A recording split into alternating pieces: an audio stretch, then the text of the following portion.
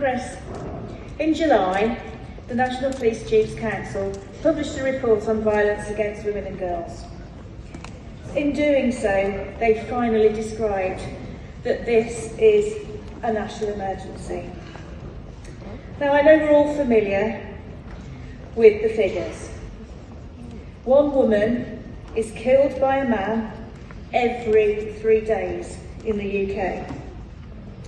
The police's own estimate, which is an underestimation that they acknowledge, is that 2 million a year are victims of male violence. The analysis contained within the report shows that 1 in 6 homicides in England and Wales are linked to domestic abuse, or that's 100 out of the 590 homicides in the year to March 2023. 20% of all police recorded crimes, more than 1 million a year, count as violence against women and girls. These include sexual assault, stalking, harassment, domestic violence, and controlling and coercive behaviour. And alarmingly, these crimes are increasing, with perpetrators getting younger. Now, the NPCC knows, and we know, that the real number of victims is much higher due to underreporting. Misogyny and misogynoir is inherent in some of the ways of working behind these crimes, with online and internet influencers such as Andrew Tate normalising sexual violence, and young boys growing up with the idea that it's part of a normal sexual relationship. The justice system is failing women, with long delays in cases getting through to the court system, and the failings of the police service themselves are well known. Wayne Couzens, the serving police officer found guilty of the rape and murder of Sarah Everard, had previously been investigated for indecent exposure, but he was allowed to continue to serve.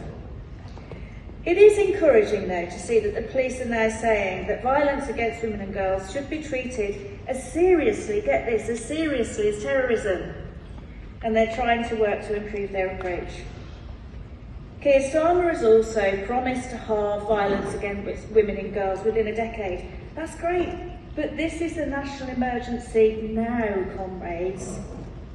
The NPCC report shines a light on an issue that we've been discussing for as long as I can remember. Congress, we know that violence against women is all about power, the assertion of power over women by men. And this assertion manifests in the home, at work and in society. In Congress, where there is conflict and war also. Women fleeing violence and poverty are trafficked to the UK and put to work in the sex trade. They can't and don't come forward for fear of deportation. They are victim of violence too and deserve our support to escape this abuse. So what this motion calls for is a set of measures to make a difference for women. Monitoring of the radicalised forms of sexual violence and harassment suffered by black women needs dedicated action. Access to justice for all victims of rape. Congress, this is an extreme form of the oppression of women which is enabled by sexist and misogynistic ideology. Violence against women and girls can no longer be considered a social norm and must be eradicated. Thank you. Please support.